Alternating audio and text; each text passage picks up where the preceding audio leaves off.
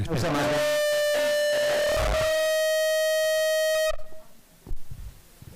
No, voy yo primero. Vale. Bueno, arratsaldeon eta eskerrik asko guztioi etortzeagatik. Muy buenas tardes y muchísimas gracias por venir. No les he tenido que pedir el aplauso. Qué obedientes que ustedes mismos han... Se nota que la peli es buena. Bueno, ¿qué te pasa, Edu? Que está mi hijo en el piso. Ah, vale. Bueno, vamos a saludarle. Bueno, les voy a presentar a continuación a las 3 personas que van a intervenir en el coloquio post-película. Lo primero que hacemos, le damos un 10 alto a Itziar Boyain por la peli que ha hecho, que yo creo que va a dar mucho que hablar. Pero te felicitamos y te agradecemos ese trabajo que has hecho, que yo creo que está, pues eso, para un 10 alto, como mínimo, ¿no? Siendo de Bilbao, ya sabes que siempre nos quedamos cortos. Bueno, les presento a continuación a las 3 personas. En el centro está Ángeles Caso, que es escritora y que es la directora de este ciclo que hemos hecho de cine. Y con ella va a estar Itziar Boyain, que es la presentadora, que es la directora de la película, pero que antes, esto es como el dicho, que antes que cocinero fue fraile, antes que directora fue actriz. Y hay que recordarla en 1983 en el sur, una película que casualmente se había rodado en el norte, en Ezcaray, pero donde ella debutó como actriz. Y a partir de entonces empezó una maratoniana carrera cinematográfica en la que hoy tenemos un gran ejemplo de eso que en Andalucía dicen el buen arte, pues el buen arte de esta directora. Y el buen arte también de la otra persona que interviene, que es Eduardo Madina. Eduardo Madina, víctima del terrorismo, pero Eduardo Madina, ante todo, un joven que nos impresionó a todos con su entereza, con su discurso, con su capacidad de reacción ante un atentado al que otras muchas personas quizá no pudieran tener la misma fortaleza ni la misma capacidad de reacción. Eduardo es natural de Bilbao, cosecha del 76. Les recomiendo un libro que va a salir el día 7 de octubre, que ha hecho mano a mano con Borja Semper, para que vean que los políticos o los antiguos políticos de diferentes partidos pues se ponen de acuerdo por lo menos para hablar y para poder editar en común un libro con unas reflexiones que yo creo que son bastante interesantes con la que está cayendo en estos tiempos. Eduardo, que creo que eres licenciado en Historia. Efectivamente, bueno. Eduardo sufrió un atentado en 2002, como les decía, que nos impresionó a todos cuando era líder de las Juventudes Socialistas de Euskadi. Posteriormente fue diputado socialista y bueno, pues de esas cosas que tiene la vida, que uno abandona la política, no se sabe si porque la política la abandona uno o porque uno quiere abandonar la política. Bueno, pues que ahora está en la empresa privada, pero tiene muchas cosas que contar. Pues yo les dejo con ellos. Gracias.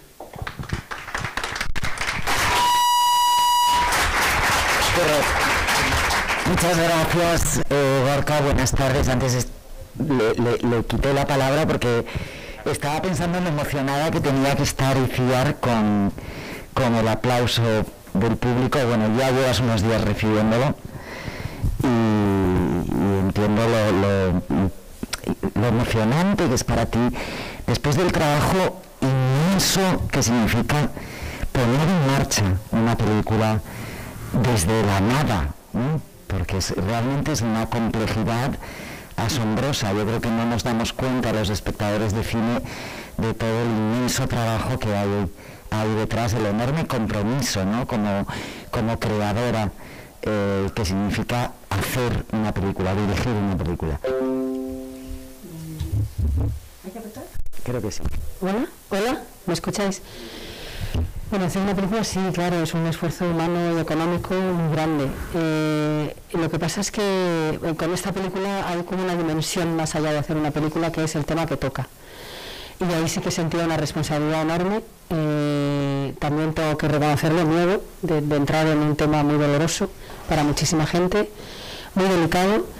Al ser unos encuentros en los que hay 2 personas, había que conocer a la otra persona. A Isabel Lasa, afortunadamente la conocemos y sobre todo la conocéis mucho aquí, porque es un referente para todos, yo creo.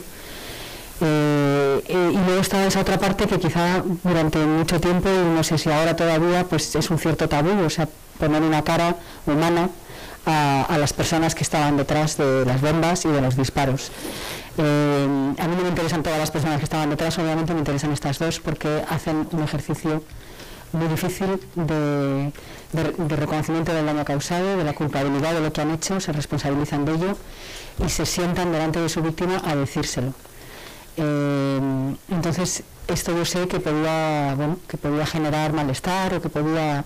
Y la verdad es que estoy muy emocionada, es así, por este aplauso, porque noto que hay una apreciación del trabajo que hemos hecho al trasladar esos encuentros que son reales, o sea, el mérito no es mío, el mérito es de Maisabel y de otras víctimas que se sentaron, y creo que también de esos hombres que hicieron ese viaje. Y es muy emocionante ver que llega, porque era muy difícil. Había que pedir a los actores que revivieran o que vivieran algo que son experiencias muy extremas, y creo que lo hacen con mucha verdad, con mucha emoción. Todo el equipo trabajó también con una especie de respeto extra por lo que estábamos contando, y también con la sensación de que a lo mejor podemos aportar algo, a lo mejor al proceso que se está viviendo ahora se puede aportar algo de memoria, de homenaje a las víctimas, de recuerdo a lo que pasó, que no se olvide, y de deslegitimación de la violencia, de hacer un mensaje claro de que esto no es un camino jamás, y que lo único que deja es un rastro de dolor y mucho trauma. Entonces, bueno, pues cuando siento en los aplausos que hay un entendimiento de todo eso que queríamos contar, pues sí, claro que me emociona, pero me emociona más allá de lo cinematográfico. Sí. Mientras ustedes veían la película, nosotros tres hemos estado recorriendo el espacio expositivo, ¿no?, de este centro memorial, que ese recorrido es un ejercicio difícil, ¿no? Es un ejercicio difícil, y supongo que lo es especialmente para alguien que en realidad forma parte de las víctimas que necesariamente van a ser recordadas en este memorial. No lo has pasado bien, Eduardo, no lo has pasado bien, ¿no? Bueno, es un recorrido muy emocionante, ¿no? Porque yo creo que este centro está muy bien hecho. Me ha parecido muy emocionante entrar con coincidir en la reproducción del Zulo de Ortega Lara y de Julio Iglesias, que compartieron el mismo agujero en una fábrica antigua de Mondragón. Y recorrerlo es un poco recorrer la memoria un poco de nuestra vida, ¿no? Porque yo creo que muchos de los que estamos aquí subiendo caras por ahí hemos vivido juntos muchos de los momentos que están aquí contados y que están aquí convertidos en un ejercicio de memoria, que yo creo que es de lo que este centro se trata, un ejercicio pedagógico de memoria, que de alguna manera renueva vínculos con nuestra historia y con lo que somos, ¿no?, los vascos, no solo con lo que hemos hecho, algunos de nosotros contra otros de nosotros, sino lo que somos como comunidad política, como cultura, si quieres, también, ¿no? Todo eso forma parte de nosotros, así que recorrerlo pues me ha llevado a imágenes de mi vida, en las manifestaciones por muchos atentados, en los entierros de muchos atentados, de muchos compañeros del Partido Socialista, de concejales del Partido Popular, algún momento muy caliente de nuestra vida aquí en Vitoria, en una manifestación tras el asesinato de Jorge Díez y de Fernando Buesa. Sí, momentos que son como agujas, ¿no?, en la memoria que todos tenemos, y que por mucho que pase el tiempo siguen siendo agujas que pinchan. Yo, cuando me pregunto por esas agujas, no estoy seguro que quiera que dejen de pinchar. Yo quiero que pinchen, porque quiero que sigan significando lo que son. Y no quiero que el tiempo y la memoria, que es muy prometera a veces y juega con nosotros, hace lo que quiere con nuestros recuerdos y las experiencias del pasado, las devalúe de significado hasta el punto de que ya no vuelan. Y entonces un día mire aquel día que fui con mis compañeros de las Juventudes Socialistas, que estoy viendo algunos por ahí, a algún entierro, y ya no me duela, ¿no? Yo creo que me siga doliendo, y creo que en ese sentido este centro memorial apuesta por el mantenimiento de la memoria de las víctimas de muchos tipos de terrorismo, tal y como debe hacerse. Así que sí, claro, yo no creo que ese sea un pasaje fácil para nadie. Para mí, con los condicionamientos de mi vida, pues todavía un poco más difícil, ¿no? Yo voy a hacer una confesión personal, y ya os cedo la palabra a los dos, que sois los protagonistas de esta noche, y es que cuando recorrí el centro por primera vez hace unos meses, me di cuenta de que se me había olvidado casi todo. Se me había olvidado casi todo. Y me sentí culpable por haberme olvidado de todo ese dolor, de todas las personas que han sufrido ese dolor, y me di cuenta de lo importante que era recordarlos, mantenerlos vivos de distintas maneras, como tú misma acabas de hacer en tu película, ¿no? ¿Cómo llega esta historia hasta ti, Ciar? Y si te parece, arrancamos a partir de ahí vuestra charla. Yo me echo un poco para atrás y os dejo que os miréis. Bueno, a mí me la proponen los productores, Koldo Zuazua y Juan Moreno, que llevan ya mucho tiempo detrás de contar esta historia, y yo había leído unas entrevistas que hizo la periodista del País, Mónica Ceberio, con víctimas que se habían prestado a estos encuentros restaurativos de 2011. Y a mí me recuerdo que me impactaron mucho. No pensé necesariamente en una película, pero sí que me dejaron muy impresionada, mucho. Que todo lo que decían, todo lo que contaban que habían ido a decirles a estos hombres, y todo lo que escucharon, y sobre todo la sensación de reparación que consiguieron en aquellos encuentros, y que algunos, incluso por ejemplo como la propia Maisabel, no esperaba encontrar esa reparación, y la encontró. Bueno, eso quedó allí, y cuando llegan los productores y me lo proponen, me pareció una oportunidad. Me vine aquí con Isa Campo, que es la otra guionista, y fuimos a conocer a Maisabel, lo primero de todo. Ella estaba dispuesta, ella tiene esta actitud de divulgar aquellos encuentros porque considera que son muy positivos, no solo para las víctimas, sino por lo que tienen de deslegitimación de la violencia. Y ya seguimos investigando y hablamos con ellos también, hablamos con los mediadores que habían propiciado los encuentros, con víctimas que no quisieron ir, con amigos de Maisabel que no comprendieron que fuera, e intentamos pues plantear todo eso en la película, o sea, construir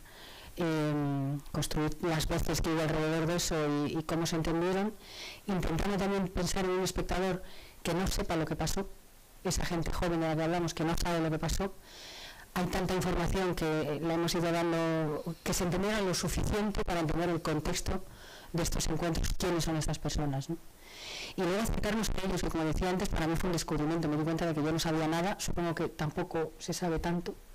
Los que habéis vivido esto lo sabéis un poco más, pero los que no vivimos en el País Vasco, ETA es un ente malvado, y no había caras detrás de eso, no había nada, ¿no? Y de repente también fue poner cara a estos en concreto, y descubrir muchas cosas. A mí todo lo que dicen me resulta demoledor, o sea, me parece todo, pues esto, lo que dicen de los cuando encuentran a los líderes en la cárcel, que eran una mediocridad, el decir que la cárcel les salvó, el decir que cuando llegan a la cárcel empiezan a darse cuenta de lo que han hecho.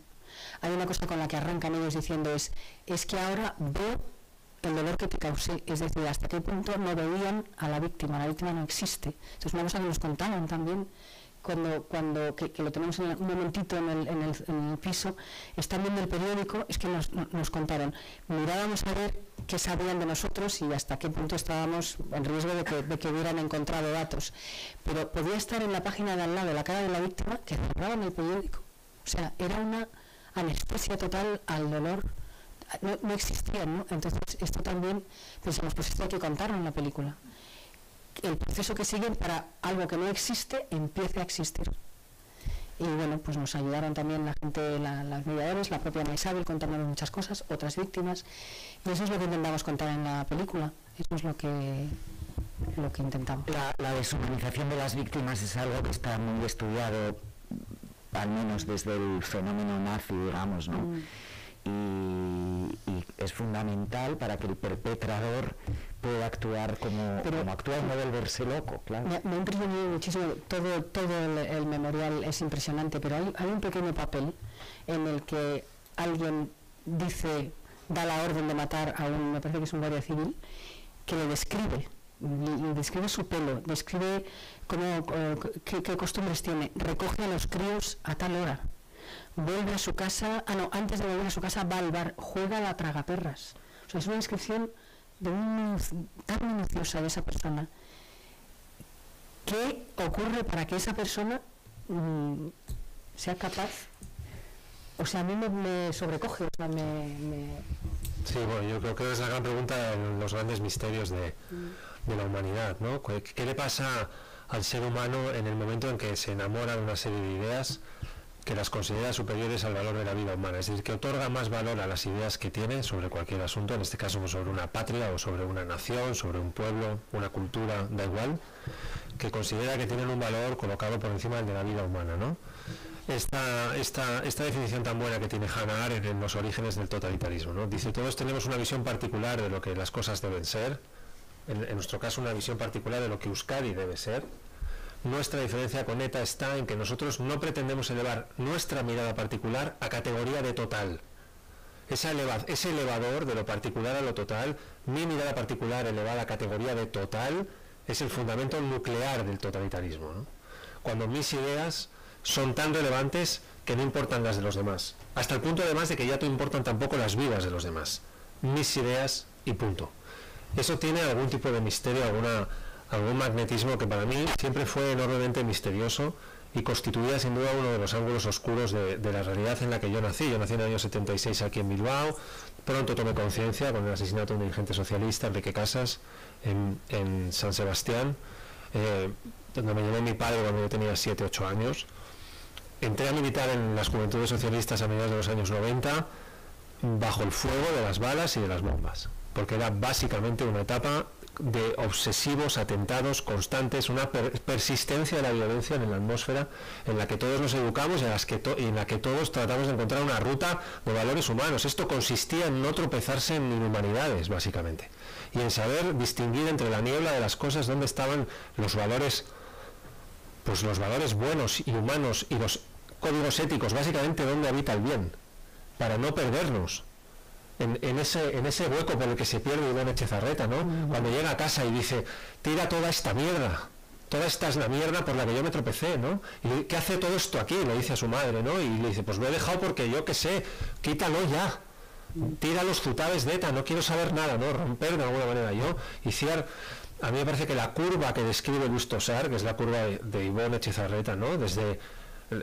la solidez en el atentado, el inicio de la duda, el tránsito y la renuncia, ¿no?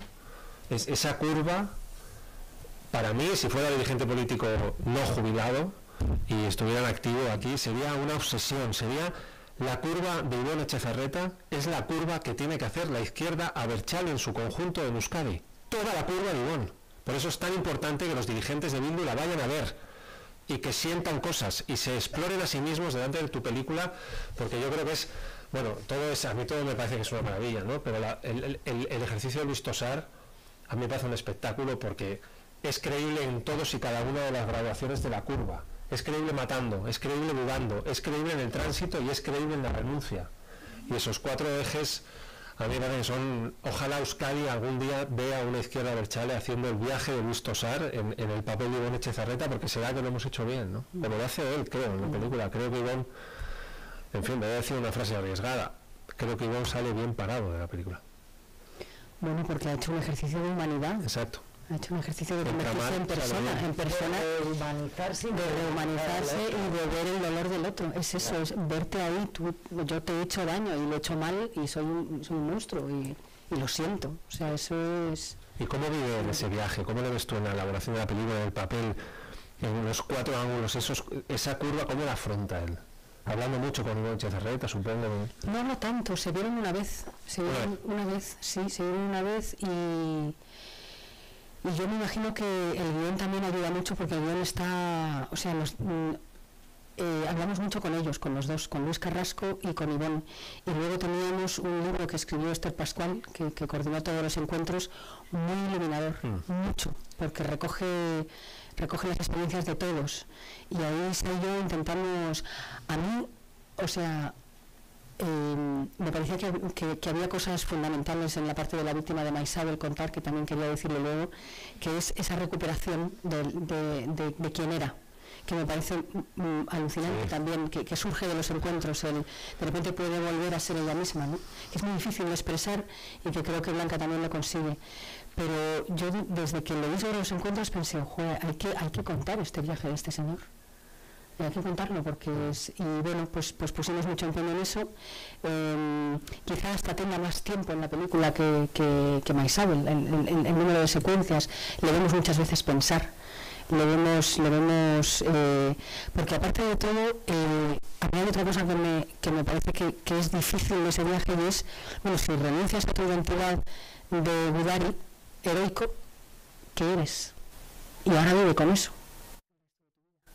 O es que no es un camino que quiera coger. Por eso entiendo también que a la izquierda Abertzale le cueste acercarse a eso, porque entonces, ¿qué te quedas cara a cara con lo que has hecho? O con lo que has apoyado, o lo que has propiciado o lo que ha sido, en el caso de ellos, con lo que han ejecutado, ¿no? Y bueno, yo creo que Isa y a mí esto nos pareció que era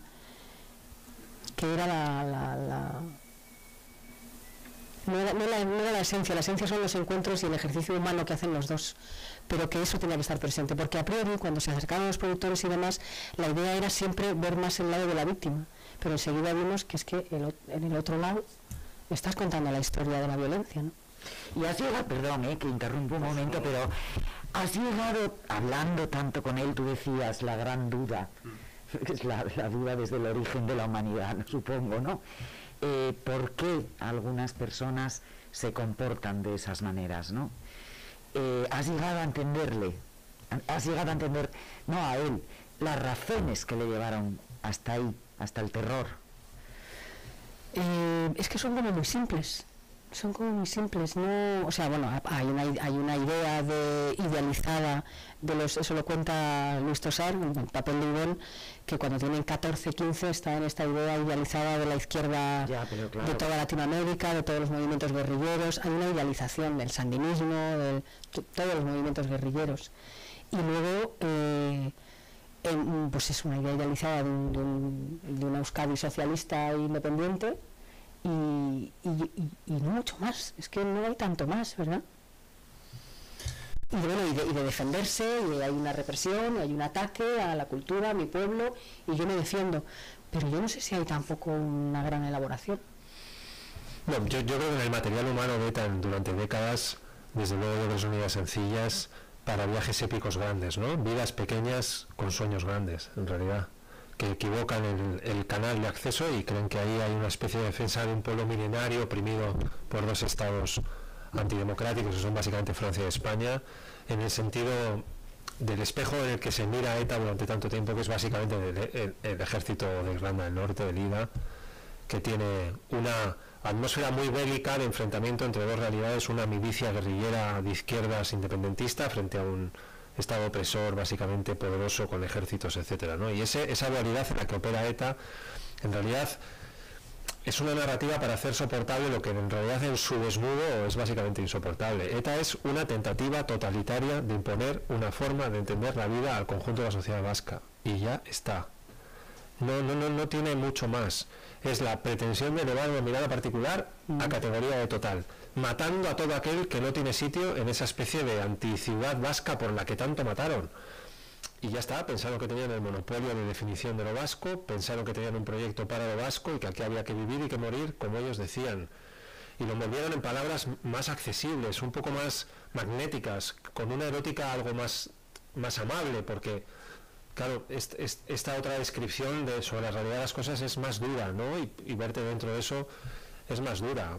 La narrativa normalmente pues hace amable a veces el acceso a contenidos que son muy poco amables y muy poco humanos, pero yo creo como tú que fueron ideas muy simples, muy básicas: la defensa de un pueblo milenario, oprimido, la lucha por la libertad de mi pueblo, la defensa de mi pueblo, está un poco por ahí, y con esos materiales se opera. La gran pregunta está en los ideólogos de la película, ¿no? Los que realmente sabían qué hacían. Ahí hay otras, yo creo que hay otros matices, yo creo que eso está más lleno de pies, es más complejo, está más lleno de, digamos, los terroristas de ETA que habían leído El Capital, a Marx, los que de verdad habían leído esto en los años 70 y transitaron sin querer parar cuando la democracia llegó, ¿no? ETA mató el 90% de sus atentados se producen en democracia.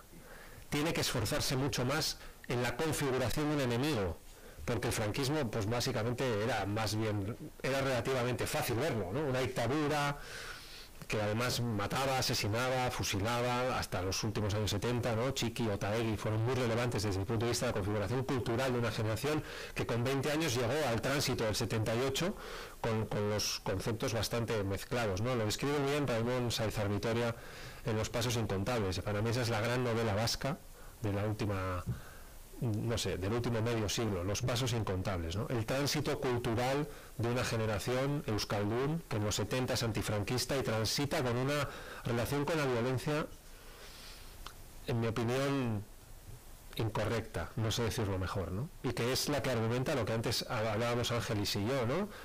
Las botellas de champán que se descorchan la noche de Carrero Blanco, las descorchan las mismas personas que lloran en los días de los atentados de finales de los 90 y de principios del siglo mis padres, mis abuelos celebraron en ese código de izquierdas el asesinato del Barón Blanco, ¿no? Ahí hay un hilo conductor muy incómodo que yo creo es muy relevante, y que tiene que ver con la generación de... Y sobre el que mucha gente debe reflexionar y asumir su propia responsabilidad, porque ahí se crea una narrativa, un relato, que además funciona parcialmente en España, pero sobre todo funciona mucho fuera de España, ¿no?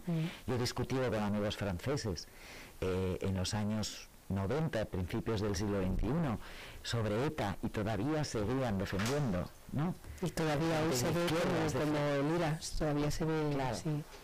Entonces se crea ese relato. Esto es como Homero cuando compone la Ilíada, ¿no? Es decir, creamos el gran relato épico, estos héroes que han matado al villano, en este caso, y a partir de ahí viene todo lo demás, ¿no? Abrieron esa puerta y entraron todas las furias, ¿no? Pero todos deberíamos un poco autorreflexionar sobre ese momento.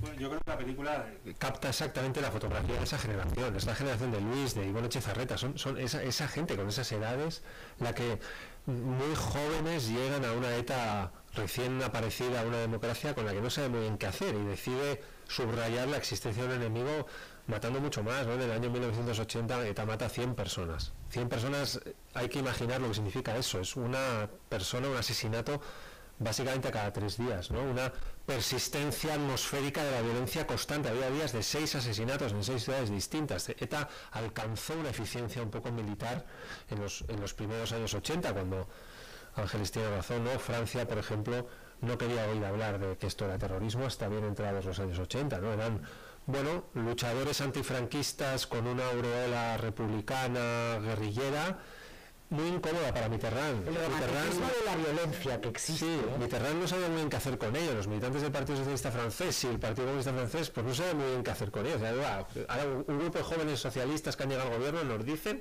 que estos tíos son unos terroristas. Costó tiempo, de tal manera que ETA se escondió durante mucho tiempo en Francia, precisamente por eso, ¿no? Porque Francia entendía de una manera diferente lo que había aquí, ¿no? Yo, en fin, no sé si no se me ocurre una película más oportuna, en un momento más oportuno, con una historia de una carga de profundidad tan oportuna. A mí solo me sale decirte 1000 millones de veces gracias, Iciar, porque me parece que esta película va a marcar un antes y un después en la producción cultural de la violencia de ETA. No es una película más, creo que ha venido para marcar un pie de página muy distinto a lo hecho hasta ahora, y que creo que ojalá se vea en todos los colegios, porque tiene una fuerza, yo creo que transformadora, ¿no? Lo hemos visto estos días en Madrid, hubo un pase hace poco que estuvo Iciar también presentándola, y salía de ahí todo el mundo sobrecogido, llorando, haciéndose preguntas, muy emocionante, ¿no? Lo has hecho muy bien, joder. Muchas gracias. Es que hay algo muy importante, Iciar, que es que nos obligues, como nos obliga este centro también, a hacer una reflexión colectiva como sociedad, ¿no? Y luego cada uno de nosotros a título individual. Es decir, esto no es algo que solo afectó a las víctimas y los victimarios, a la policía, a la Guardia Civil, a los políticos. No, aquí es algo que hemos vivido la sociedad en su conjunto, y entonces relatos como el tuyo nos obligan a reflexionar a todos, y eso es muy importante, ¿no? La reflexión colectiva de la sociedad española sobre el fenómeno de ETA, ¿no? Pero yo creo que aquí el mérito es de Maisabel y los que se prestaron a esos encuentros, yo los he relatado, pero ahí la que abre esa vía y la que se sienta y la que va dispuesta a dar una segunda oportunidad y a escuchar, y luego además los divulga porque no ha dejado de hablar de ello, ni es Maisabel y los otros 8 o 10 personas que se prestaron a estos encuentros. A mí me parece increíble también, me parece increíble tener la capacidad de sentarse delante de esta gente, porque ahora ¿qué le dice ella? Ella te ha explicado. Ella tiene unas convicciones muy, muy poderosas, muy fuertes. Yo creo que tiene muy presente a Juan María Jáuregui, su esposo. Ella siente que Juan María hubiera hecho lo mismo, siempre lo dice, hubiera hablado hasta con los que le mataron. Entonces yo creo que en eso se sentía íntimamente respaldada de que no, porque tuvo también sus críticas, tuvo su controversia, y mucha gente le pareció muy mal y públicamente lo dijeron. Y ella tenía esta idea, y luego es una mujer de convicciones de derechos humanos como el de las segundas oportunidades, pero tiene la capacidad de llevarlo a la práctica, porque una cosa es pensarlo y otra hacerlo, y Maisabel pues lo hace, y lo hace con estas personas. Porque cuando le preguntábamos a Isabel nos decía, es que tienes que tener en cuenta que estos hombres ya no son los mismos que mataron a Juan Mari, que han hecho este viaje. Y yo digo, ya, pero tú eso no lo sabes cuando vas a verlos. Bueno, sí hay una mediación, ellos se preparan durante unos meses, pero al final eres tú mirándoles a los ojos a estos hombres y decidiendo si es sincero su arrepentimiento, ¿no? Y esto, pues, ella quería dar una segunda oportunidad porque cree en ello, y luego tenía preguntas, y creo que esto es una cosa extensible a otras víctimas. Tenía preguntas, hay cosas que solo le podían contestar ellos, y quería contarles lo que me habían hecho. A mí lo que me parece más, muy valioso de las muchas cosas que tienen estos encuentros es lo que le ocurre a ella, que ella no lo espera, porque ella dice, yo pensé que no me iba a afectar. También Maisabel es, como no te va a afectar encontrarte con estas personas, pero es que ella es así, ella no piensa que le va a pasar nada, y lo que se encuentra es como que esto que hablábamos de que ellos la ven, le devuelve algo, y a mí eso también me pareció que ella lo elabora después. Dice, no lo sé, salí de allí como con un peso quitado, y de alguna manera me devuelven a la Maisabel que era, porque me ven, porque me ponen, me personalizan, ¿no? Me dejo de ser porque una cosa, porque me ven, ¿no? Y porque ven mi valor, y entonces me devuelven a mí misma. O sea, es una cosa difícil de comunicar, pero que entiendo también, porque creo que es parte de lo que pasa con las víctimas, que se cosifican, ¿no? De repente son, para poder matarte te tienen que invisibilizar, y de repente decirte, te he hecho daño y lo sé, te visibilizan. No sé, esto igual lo puedes explicar tú mejor. Bueno, yo creo que claramente el factor de la deshumanización es un material fundamental en el terrorismo, ¿no? Quitarle valor al ser humano para cosificar como material de un proyecto hacia el que avanzamos, que consiste... Está muy bien explicado en la película, los dos, tanto Luis como Ivonne, lo cuentan bien, ¿no? Dicen, no sabíamos quién era. En realidad no nos parábamos a pensar, nos llegaban las órdenes, decían quién, y íbamos, lo hacíamos y operábamos en una metodología que no tenía que ver con circunstancias muy vinculadas, o sea, que era una orden y la ejecutábamos, no nos importaba quién fuera, si era una persona más o menos de izquierda, de derecha, daba igual. Y yo creo que eso está muy bien explicado, ¿no? Eso es un principio de deshumanización y de cosificación que yo, creo que puede igual en todos los terrorismos y en todos los totalitarismos que ha habido en la historia de la humanidad. Yo creo que en toda la geografía del siglo XX, que es muy dispar y que tiene de todo, ¿no? Es común a Auschwitz, y es común a las FARC, y es común a Lira, y es común a las Brigadas Rojas. No tiene valor la vida, y por tanto, cuanto antes la decodifico de su dimensión humana, más fácil es hacerlo, ¿no? Por tanto, creo que Maisabel acierta cuando dice que sentada en el espejo de quien intentó matar y consiguió matar a su pareja, a su marido y el padre de su hija en aquel atentado, algo de su rehumanización se produce en ese encuentro. En el sentido de que además ella es capaz de demostrar que la ausencia de odio por parte de la víctima es un factor generador de odio en el corazón del victimario, que esa es otra de las claves de la política, de la película, en la propia política de Maisabel, ¿no? En la manera en la que encara descargarse a sí misma de odio ante el que mató, produce odio hacia sí mismo en quien mató. Y esa es una de las líneas secretas de la película, uno de los interlineados que a mí más me ha llamado la atención, porque está muy bien captada y muy bien mostrada, ¿no? Hay un momento que Ivonne dice, yo iba leyendo lo que decías, como directora general del gobierno vasco de víctimas del terrorismo, y flipaba, no dice flipaba, dice, y no me lo podía creer. Me estallaba la cabeza, sí. Me estallaba la cabeza, ¿no? Veía lo que estabas haciendo y decía, joder, que justo tuve que ir yo, y entonces... Eso es un factor acelerador de los cuestionamientos de Ivonne Etxezarreta, hasta el punto de que, igual que Luis, que se ve muy claro, ¿no? Hay varios momentos en la panadería de la cárcel donde claramente se ve un enorme vacío, que ya no se aguanta a sí mismo, ¿no? Que no puede con lo que hizo, básicamente. Yo creo que Maisabel produce elementos de aceleración en el interior de quienes mataron a su marido con esa manera de aproximarse, ¿no? Y yo creo que es una lección sobre todo es una lección para los que gritan tanto. Y a los que escriben artículos insultándola, que saben más del atentado de Maisabel que Maisabel, como un señorito que sabe mucho de Euskadi. Yo, por cierto, nunca lo vi por aquí, en ningún atentado, ni ninguna manifestación. en los últimos 20 años de mi vida, en la actividad contra el terrorismo, nunca le vi por aquí, pero el tío sabía más que todos nosotros. Veo que sigue igual, que no tienen ni el más mínimo respeto y lo único que quieren es gritar, ¿no? En las palabras en minúscula de Maisabel, yo creo que hay muchísima más verdad y muchísima más capacidad de transformación, incluso de quienes hicieron lo que hicieron contra Juan Mari, ¿no? Has mencionado 2 veces, Eduardo, en este Parlamento la palabra odio. Sí. Y acabamos de ver, Iciar y yo, mientras tú atendías otra cosa, en una de estas instalaciones que hay aquí en el centro, ¿no? Hemos buscado una entrevista contigo y dices, mi atentado me enseñó a no sentir odio.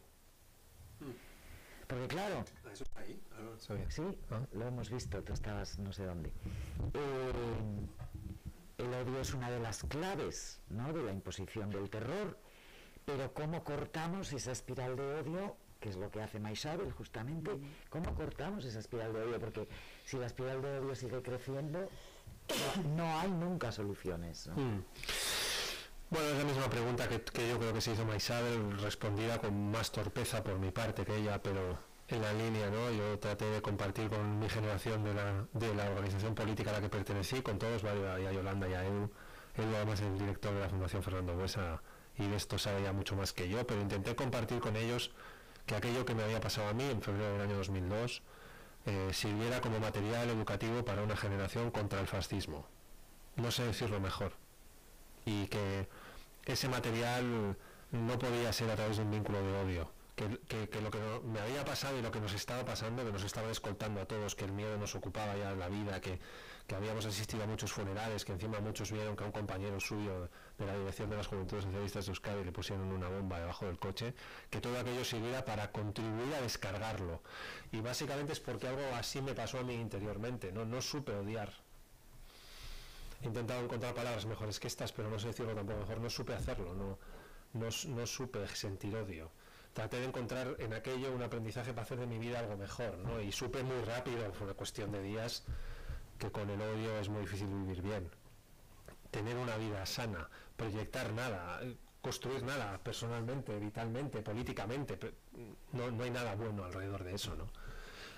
El viaje corto que yo pude hacer, Maisabel lo eleva hasta las cumbres más altas que hemos visto en el tema de la violencia aquí, pero también lo vi en Marta y en Sara, en las hijas de Fernando, y lo vi en viudas de concejales del Partido Popular, que me lo explicaron igual, y de empresarios y gente con la que vi durante todos aquellos años y con la que compartí muchos momentos.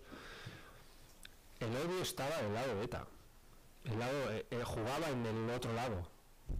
Han sido muy pocas las víctimas que han pedido venganza, que han querido matar a nadie, que nadie ha respondido así. Ni en ningún lado, en toda España. Es algo que llama la atención. No ha habido un llamamiento no, ha habido alguna voz, pero la mayoría han cogido lo que han podido, el peso de algo así, y lo han tratado de transformar, ¿no? Hay algo alquímico, ¿no?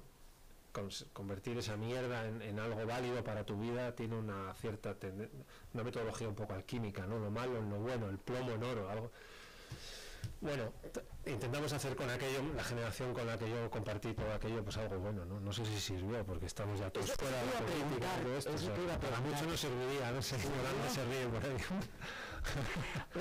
Voy a cederos el turno a las personas que estáis aquí, también incluso al otro lado del streaming, que puede que a lo mejor llegue alguna pregunta, no lo sé, pero sobre todo a los que estáis aquí. Eso sí, hablad por favor, justamente porque estamos en streaming. Yo creo que hay un micrófono por ahí que os lo irán pasando. Seguro que tendréis que hacer bastantes preguntas a nuestra invitada y a nuestro invitado de esta tarde.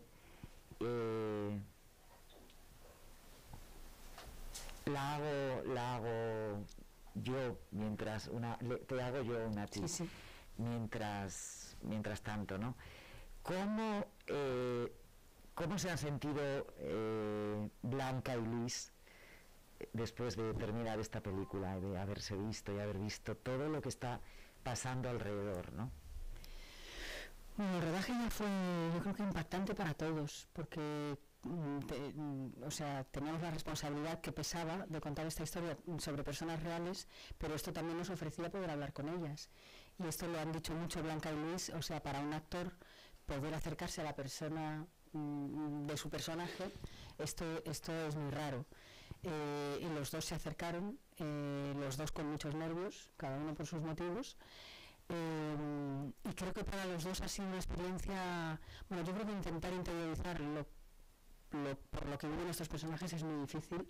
A mí me asombra cómo lo consiguen, porque es que son y qué valientes, porque representar a alguien que está vivo y a quien has conocido me parece una valentía, y que han vivido cosas tan extremas, los dos, entonces los tres, porque aquí no estamos hablando de Urko Olazábal, que es el que interpreta a Luis Carrasco, que también hace un trabajo impresionante, y la chica María Cerezuela, que interpreta a María Jauregui, que también desgarradora, porque y son todo personas que no han pasado por estos sitios, ¿no? Entonces yo creo que a todos nos ha dejado tocados, porque acercarte a esto bueno, pues te da pues un poco como recorrer este memorial, o sea, es acercarte en primera persona a gente que ha vivido estas cosas, pero creo que todo es muy positivo y no sé, ellos hablan de un antes y un después, yo no sé, tendríais que preguntarles a ellos, pero yo creo que han sido personajes muy importantes en sus carreras, por todo lo que tienen detrás y por la experiencia que ha sido para ellos. Yo creo que sí. Es que estás hablando de cosas de verdad. Es que normalmente en cine hacemos cosas de mentira, las hacemos para comunicar verdades, pero no estás contando cosas con este peso y esa trascendencia. La verdad es que es una valentía por parte de todos los que habéis participado en el proyecto, y tú en cabeza además, ¿no? Es extraordinario. ¿Alguna mano por ahí? Sí, hay, vale, pues adelante. Hola. Vale. ¿Por qué decidiste hacer esta película? ¿Por qué? ¿Por qué? Y me haces la pregunta más difícil. ¿Por qué? Porque creo que valía la pena. Creo que valía mucho la pena. Era muy complicada, podía salirnos mal fácilmente. Me acuerdo que eso fue lo que le dije a Luis Tosar, que esta es la 4ª película que hacemos juntos y tengo mucha confianza con él. Le dije, mira Luis, cualquier otra película vale, pero esta no nos puede salir mal.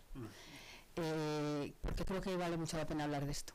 Creo que lo que hacen en estos encuentros es muy importante a muchos niveles, para la historia de este país, para la historia de estas personas. Creo que es muy inspirador. Yo pensé, bueno, esto tiene muchas dificultades pero creo que lo que hacen estas personas al sentarse frente a frente y hablar así, y esto vale para todos y para todas las épocas y para todos los países, porque hay procesos así en muchos países ahora mismo, y habrá, porque desgraciadamente hay violencia por todas partes.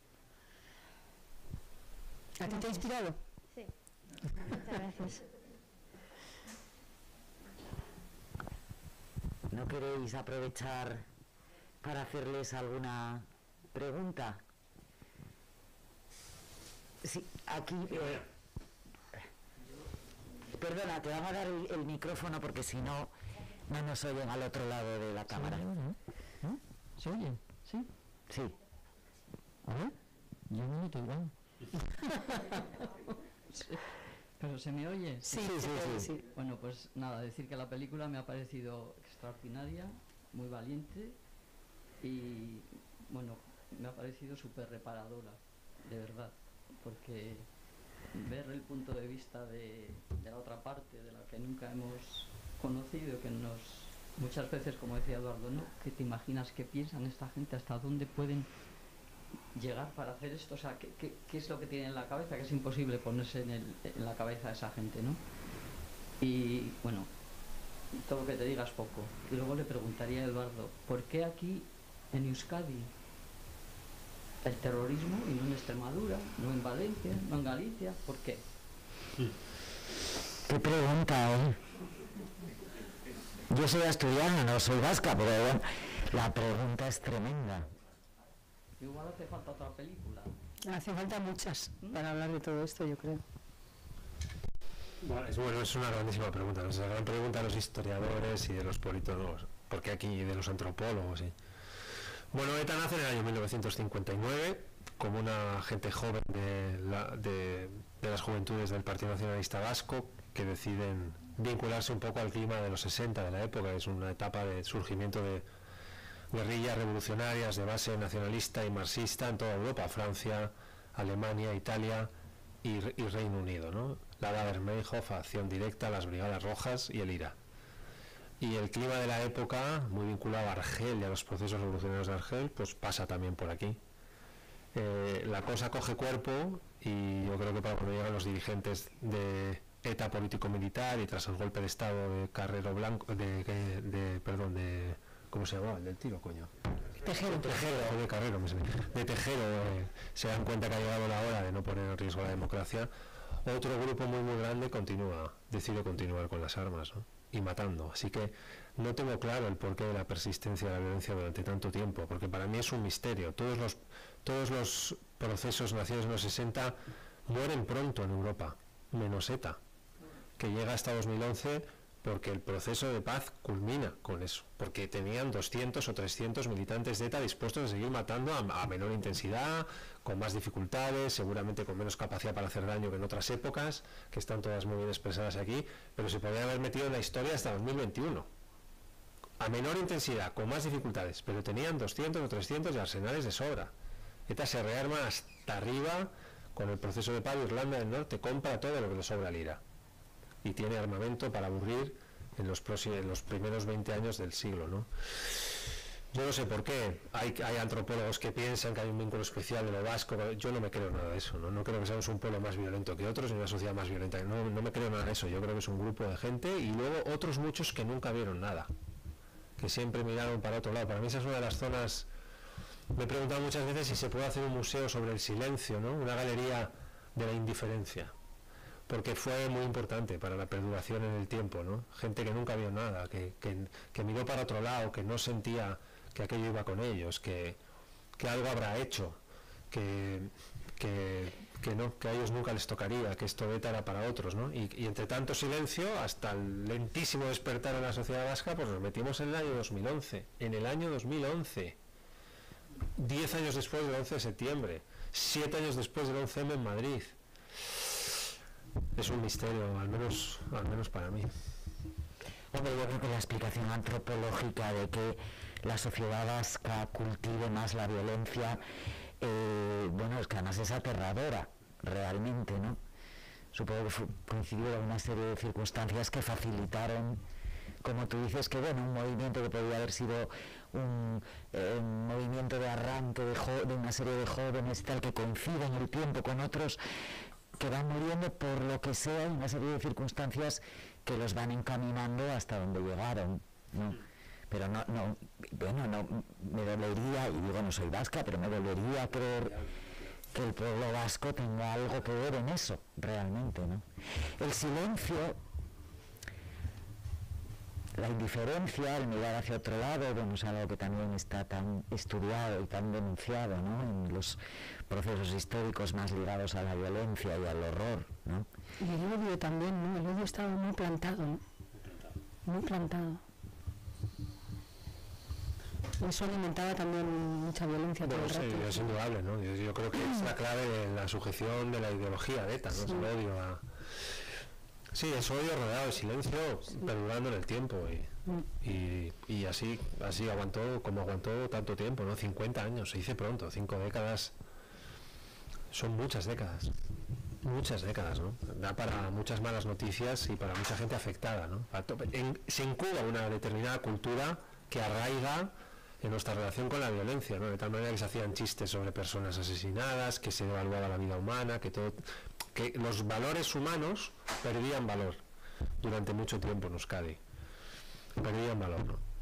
Y de alguna manera esa herida es la que todavía tenemos que curar. Ahora seguramente estamos en una especie de fase postraumática, tratando de, pues entre descansar un poco del enorme peso del pasado, relajarnos un poco, y a lo mejor llega en el futuro un momento algo más oportuno para una mayor educación en la historia de la violencia terrorista aquí en Euskadi, ¿no? Quiero pensar que algún día llegará igual con la guerra civil y todo esto, porque aquí no hay Dios que estudie la guerra civil en el instituto. Yo estudié historia en la Universidad de Deusto, contemporánea, Lo hice para que me explicara alguien la guerra y no me la explicó nadie.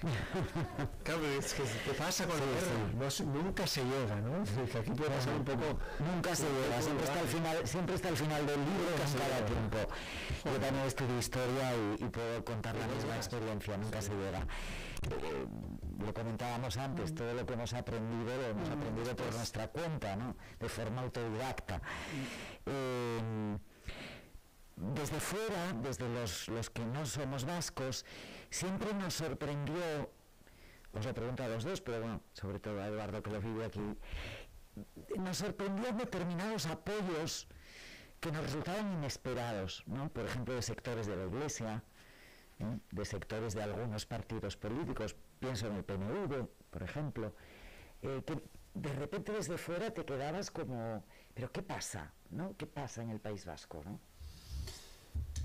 Sí, bueno, yo qué sé, es verdad que están haciendo un seminario en el año 59 y la relación de la Iglesia vasca, por ejemplo en Patria, la adaptación de Gabilondo del libro de Aramburu, yo creo que está bastante bien tratado. No quiero meterme aquí en un charco a estas horas porque no hace falta, pero está bastante bien tratado. Es un charco sobre todo en los años antifranquistas y 60, 70, 80, yo creo que hay un tránsito de un sector, no todo, de la Iglesia vasca bendice y comprende la violencia de ETA, ¿no? Tuvimos aquí un señor que se llamaba Setién, especializado en dificultar los funerales de los dirigentes políticos, policías, etcétera, guardias civiles asesinados por ETA en la Catedral de San Sebastián. Uno de ellos, un altísimo dirigente socialista vasco que se llama Enrique Casas, y que el señor Setién se negó a ceder la catedral porque, bueno, no merecía el señor Enrique Casas toda una catedral en San Sebastián, ¿no? Y que siempre comulgó mucho con eso. Setién pensaba que la política era una cuestión de religión y que la religión era una cuestión de política. Era un tipo curioso.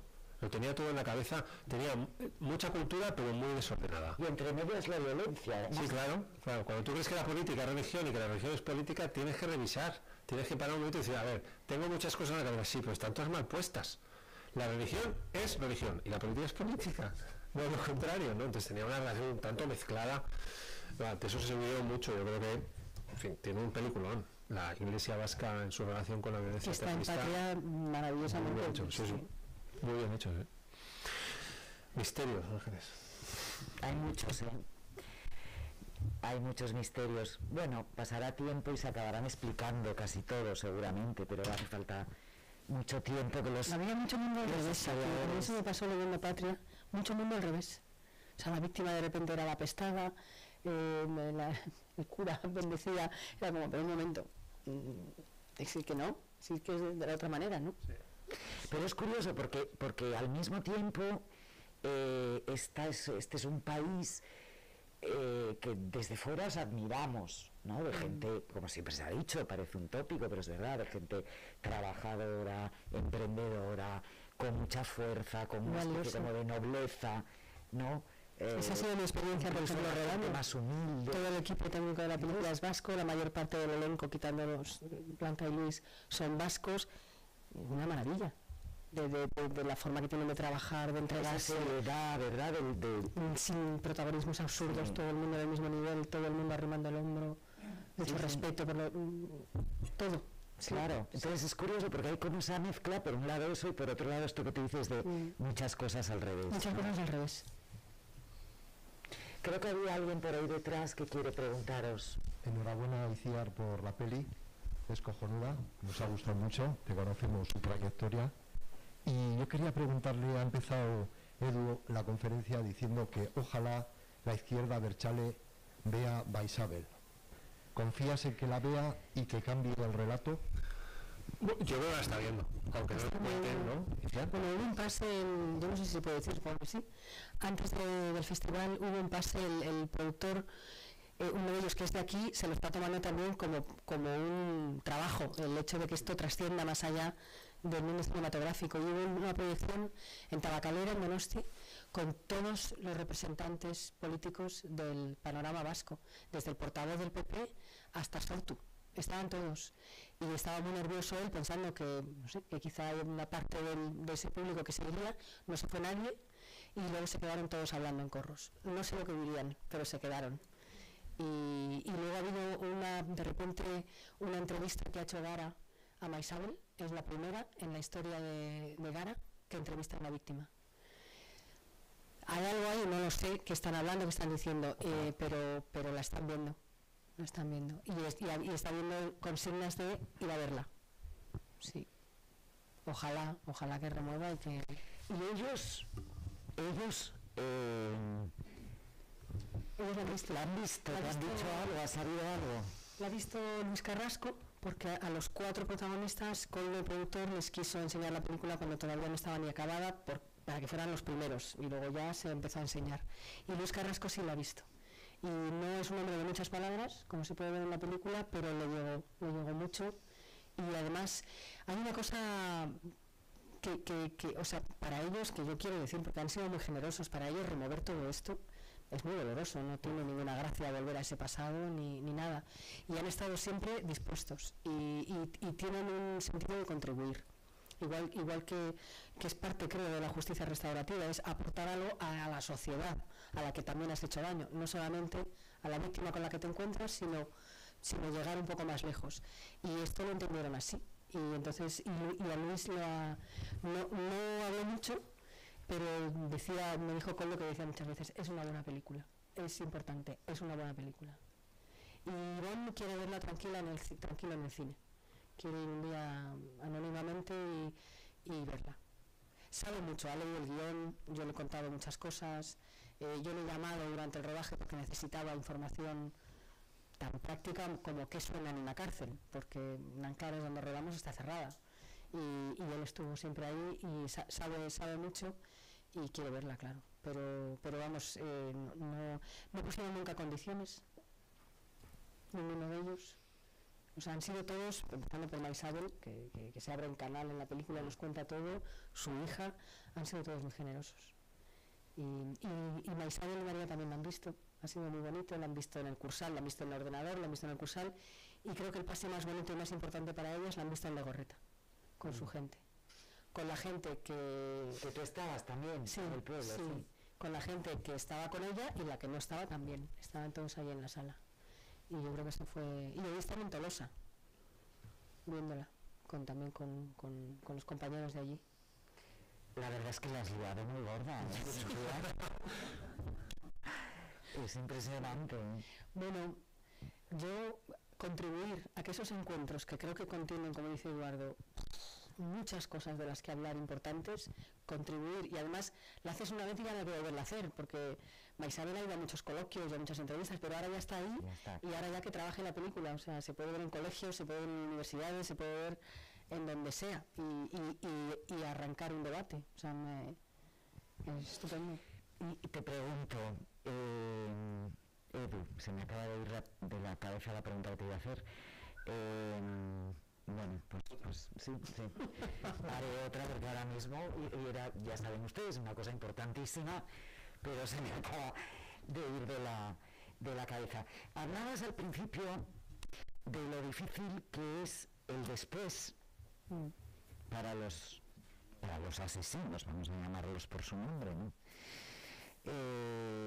Claro, una vez que tú asumes lo que has hecho, una vez que tú renuncias, como decías tú antes, a ser el heroico Urari, ¿qué haces con tu vida, no? Este es un problema que ha surgido también en guerrillas latinoamericanas, ¿no?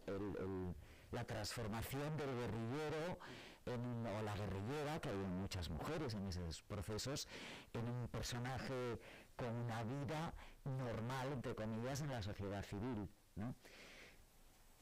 Se está produciendo esto en el País Vasco, lo estáis viviendo ahora mismo, ¿no? Sí, están saliendo miembros de ETA que ya han cumplido condena y han vuelto a sus ciudades, a sus pueblos. No sé exactamente a qué dedican su vida cada una de ellas, pero puedo imaginar la existencia de un enorme vacío ahí, ¿no? Hay un vacío esperando al día siguiente, por mucho que lo quieras revestir de cuantas palabras románticas y elevadas quieras. Hay un vacío y tiene además que ser así por mucha red social que encuentren. Diré, aun a riesgo de que ustedes puedan pensar que barro para casa, que tienen una red social en algunos entornos pequeños más sólida que la que muchas víctimas han encontrado durante mucho tiempo, ¿no? Estoy pensando, por ejemplo, en las mujeres de guardias civiles procedentes de de Extremadura o de Andalucía que venían a trabajar, morían en el Goibar, solas, y se tenían que volver con un cadáver a un pueblo de Extremadura o de Andalucía. No había nada al día siguiente esperándoles, no había una ley de víctimas, no estaba ordenado el significado de las víctimas del terrorismo, no había una política de ayudas, no había una política de encuentros restaurativos, no había nada, había un silencio completo, total, y un vacío completo y total. Recuerdo muchas veces las anécdotas que me contaban, anécdotas no tienen nada, ¿no? Pero historias personales de Ramón Jáuregui. Ramón Jáuregui fue un delegado del gobierno en los años 80-81 y entró una vez en un bucle por el cual estaba en la delegación de gobierno, alguien me informaba de un atentado, iba al pueblo, ordenaban el cadáver, informaban a la familia por teléfono en un pueblo de Cáceres, volaban el avión, entregaba el cadáver, asistía al entierro, sola, la viuda, con los familiares del pueblo, en un pueblo pequeño de gente muy humilde. Volvía al avión y cuando aterrizaba en Fuenterrabía había un equipo de la Guardia Civil diciéndole: señor delegado del gobierno, ha habido un atentado en Rentería. Ir a Rentería, cogerlo, volar a Andalucía, volver, otro atentado en bucles de 20-22 días. Sin salir de un avión con un cadáver dentro. Llegando a zonas de soledad y de incomprensión, porque aquí todos tuvimos que hacer una especie de doctorado en el lío este. Nos aprendimos hasta el último detalle de la quinta asamblea beta en no sé dónde, pero a enormes distancias geográficas y culturales de esta realidad pasa un poco lo que antes me decía Iciar, ¿no? Que muchos de los detalles pues no estaban tan claros, ¿no? Las razones y las causas. Alguien dice en la película: cuando tienes un porqué tienes un cómo. Si no hay porqué, no hay cómo. No hay explicación, no hay lenguaje al día siguiente que te acoja. Al final, ¿qué te acoge después de una experiencia traumática? Pues básicamente te acogen las palabras y sus significados, dotadas de significado. Pero no había palabras, porque no había significados. Entonces, era una explicación inexistente para lo más difícil que te podía pasar, que era la pérdida de un hijo, por ejemplo, o la pérdida de un marido, o la pérdida de un hermano, Se escuchan esas voces aquí en los vídeos. Yo creo que es muy significativo, ¿no? Esa gente que dice: y me quedé sola después. Es alucinante.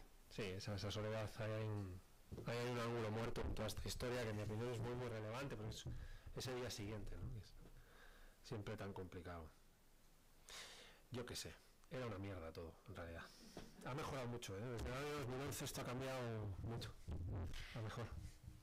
Menos mal, ¿no? Que acabamos con una frase esperanzadora. La sensación que tenemos los que no vivimos en el País Vasco cuando venimos aquí es que entre todos, entre todas, estáis haciendo un trabajo extraordinario.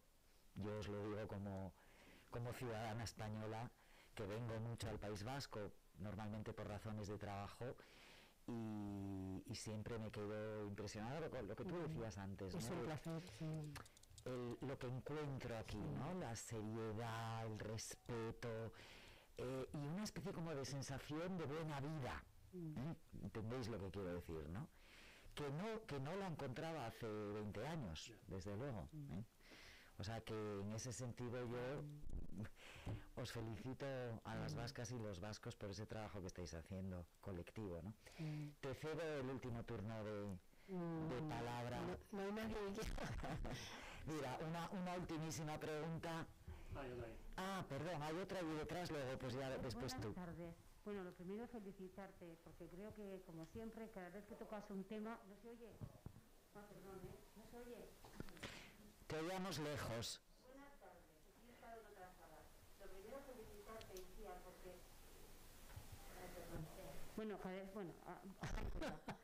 a ver, esta película, yo la veo un poco en la línea de otras películas que tú has hecho, que a mí me han tocado mucho. Por ejemplo, Flores de otro mundo, Te doy mis ojos. ¿Por qué me tocan? Porque veo que cada vez que tocas un tema, entre comillas, controvertido, lo haces de tal manera, con tal sensibilidad, y llegando a lo más profundo de lo humano, que realmente consigues que se abra, que se rompan los estereotipos y que caigan los totalitarismos. Esto te lo digo de verdad, de corazón, porque realmente esta película a mí me parece que no creo que pueda tener personas que no la reconozcan y la respeten, porque realmente lo que haces es entrar en el alma humana de estas personas, particularizar, y eso no va contra nadie ni contra nada, sino que es la persona a la que tú reflejas y a la que tú sigues y a la que tú realmente con una sensibilidad especial la sabes retratar. Era un poco lo que quería decirte y de verdad de nuevo felicitarte, porque bueno, para mí eres una cineasta a la que siempre seguiré, ¿vale? Gracias. Muchísimas gracias. Sí, había una última pregunta. Yo añadiría a lo que ha dicho tu admiradora, que parte de todo eso, que es verdad, se debe a que desde el principio has sido lo suficientemente valiente como para tener una mirada de mujer y defender tu mirada de mujer En un territorio que ha sido tradicionalmente desde sus orígenes territorio de hombres con mirada de hombres.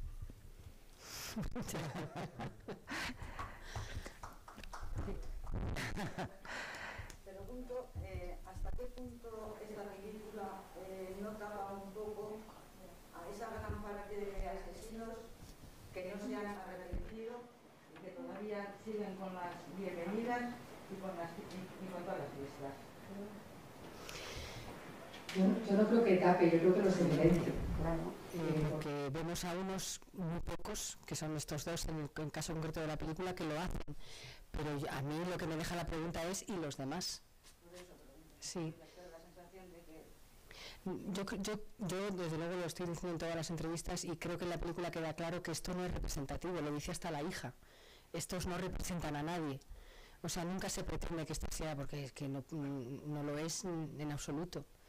Entonces yo creo que a mí me parece que es, o sea, entiendo tu miedo, pero creo que los encuentros están contados como lo que fueron, que es una cosa privada, voluntaria, individual, sin representación de nadie, lo dice la mediadora. Y que hubo un puñadito pequeño. Y incluso en Nanclares eran unos pocos, eran 20 y tantos. O sea, es todo muy poco representativo, esto es absolutamente cierto. Pero que creo que en sí mismo tienen un valor muy grande y que por eso, pero a mí lo que me parece es ¿y qué pasa con los otros? A mí lo que me gustaría es que la película abriera la pregunta de ¿y los demás? ¿Dónde están? ¿Qué piensan? Yo creo que de todas formas que el hecho, como tú decías antes, de que hay mucha gente que está yendo a ver la película, inesperadamente has dicho que había consignas de que fueran a verla. Bueno, por ejemplo, Gara yo creo que ha venido de ahí, decir, oye, hablar con Maisana. Sí. Pues es un... bueno, significa quizá que algo se esté moviendo, ¿no? No lo sé. Supongo que es complicado, no sé qué piensas tú, ya despedimos. Bueno, ojalá, yo coincido con Iciar, creo que desnuda a quienes no hacen el viaje que hace Ivonne, que alcanza una categoría en ese viaje que otros no han alcanzado, ¿no? Los de los Ongi Etorris, los que siguen educando a niñas y niños de 7, 8, 10 años en la celebración de la violencia, ¿no? Del viaje de vuelta de una violencia sin arrepentimiento, que es lo que vemos en los Ongi Etorris, ¿no? Henri Parot mató a 39 personas, que se sepa, 39 vidas humanas. Y quería ser recibido en la celebración de un Ongi Etorri en su pueblo como un héroe que volvía de algo grande, ¿no? De un gran viaje. ¿Se vuelve realmente bien después de matar a 39 personas? No tengo claro que la educación en las nuevas generaciones de niñas y de niños nacidos aquí, en esos valores, esté por encima del viaje que hace Ivonne Etxezarreta. Sé bien que no, que Ivonne está a otra distancia muy lejana de todo eso, ¿no? Y creo que a quienes no se atreven a hacer un viaje difícil como el que hacen los personajes de Luis y de Ivonne en la película de Iciar se ve bien, creo que quedan desnudos y salen muy feos. Pues yo creo que Ivonne entra muy mal en la película y sale muy bien.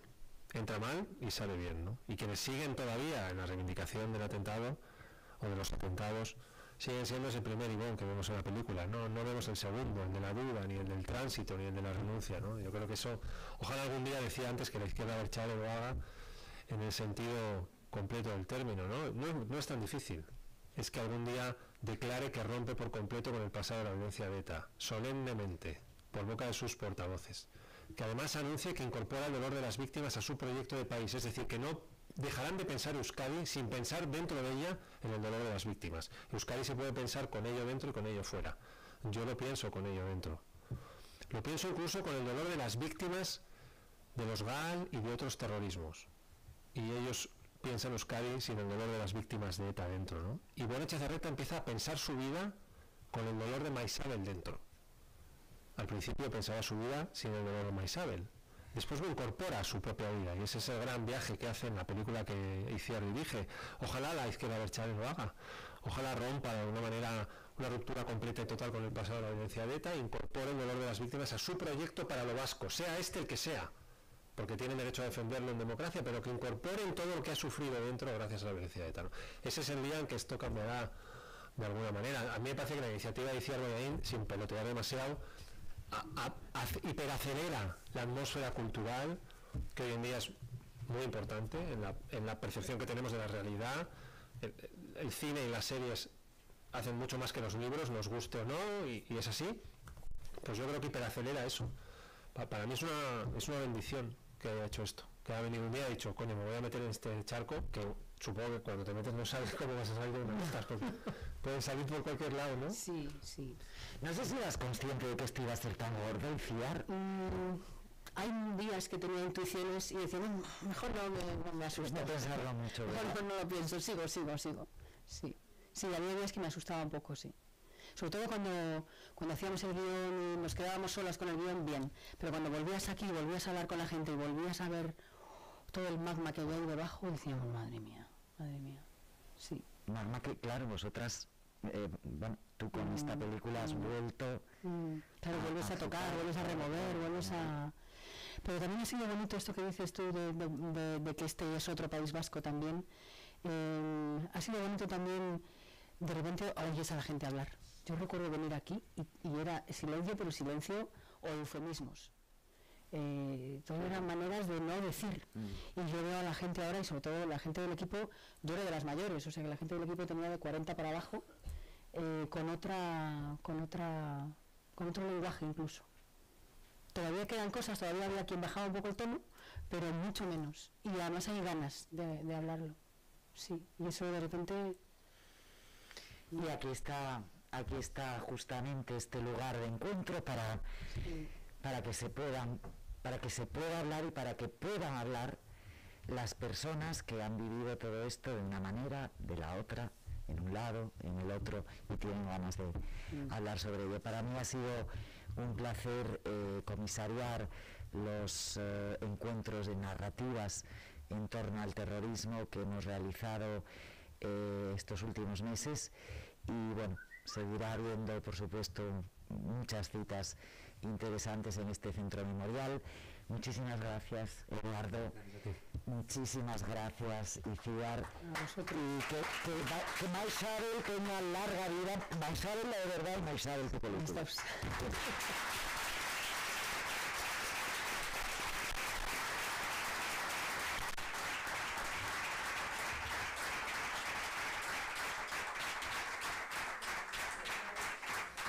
Que tenéis méritos en vosotros, Eduardo, que habéis pasado aquí y habéis dicho...